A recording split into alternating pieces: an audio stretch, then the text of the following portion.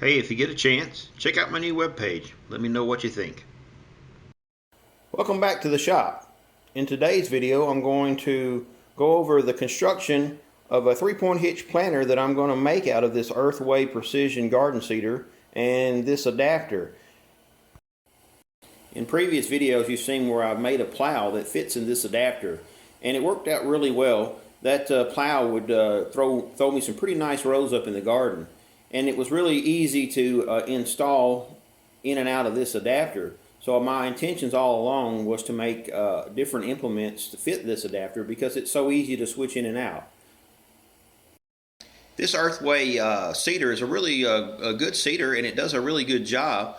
It really saves your back from having to bend over and plant seeds one at a time. However, I just really want to build one to use on my tractor. And unfortunately, this is made out of aluminum. So the aluminum will not hold up to the abuse of the tractor. I went to the hardware store and picked up some hardware I'm going to use to make this planter. And I got some 2-inch square tube that I'll be using as well that's stuffed away right now. And I'll get that out. Now I have seen where some people have used like a metal frame to go up and down, or steel frame to go up and down the side of this aluminum frame so that it will strengthen it up. And I guess some people don't realize that aluminum and steel don't mix. They're called dissimilar metals. And if you take a steel bolt that is not properly coated and screw it through a aluminum hole and tighten it down, there will be a chemical reaction between the two metals.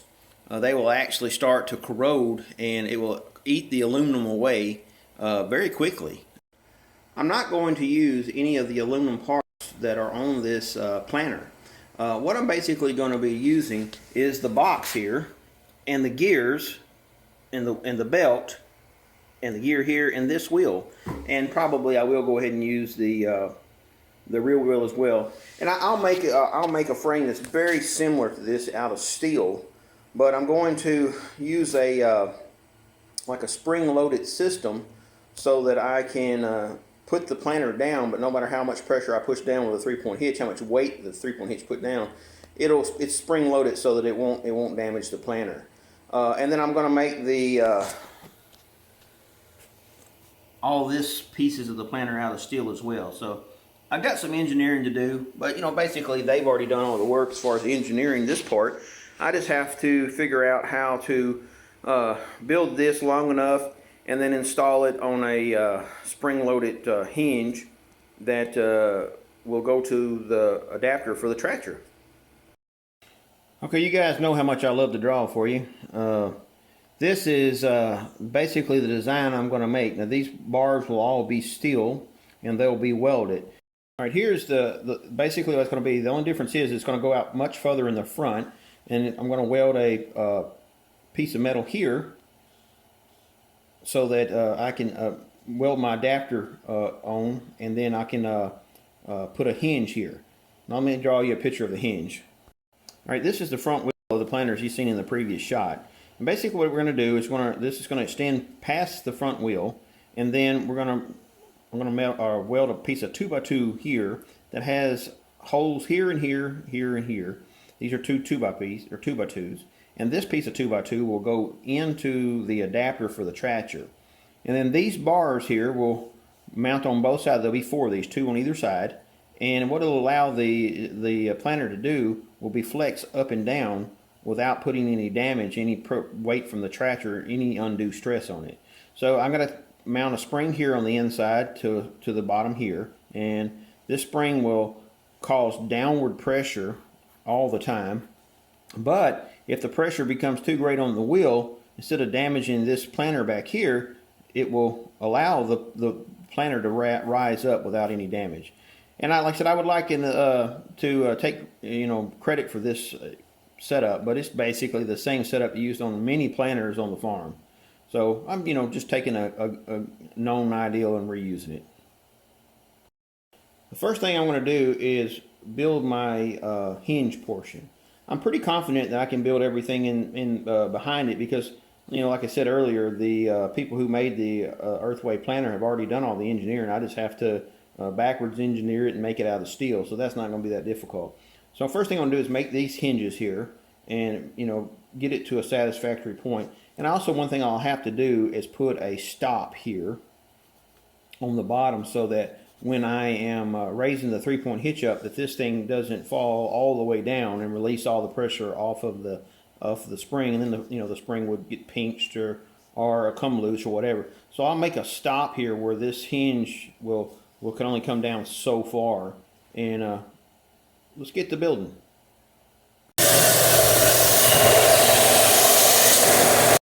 I've used my little angle magnet here to set this piece up, and I'll tack weld it now. And understand this is not like rocket science accurate, and it doesn't have to be. There's times when precision it really matters, and in this case, as long as it's a really close 45-degree angle, I should have no issues with this.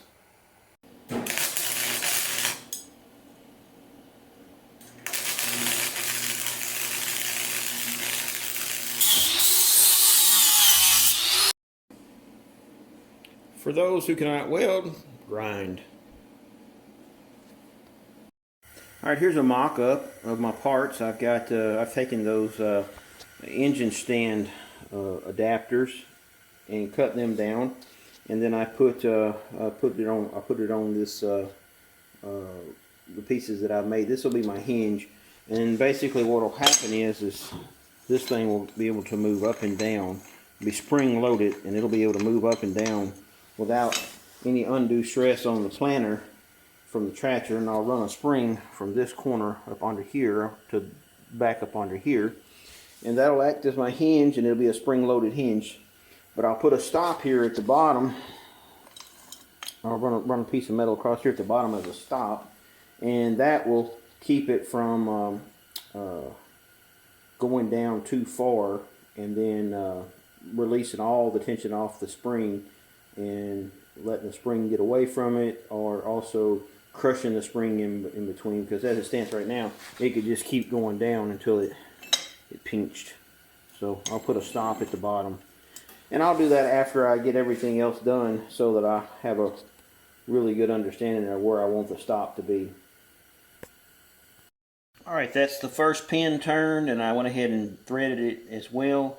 So this will be one of the pivot pins that the planter pivots up and down on. And I'll weld them into the 2x2s, and that'll leave a flat surface on either side for the arms to pivot on.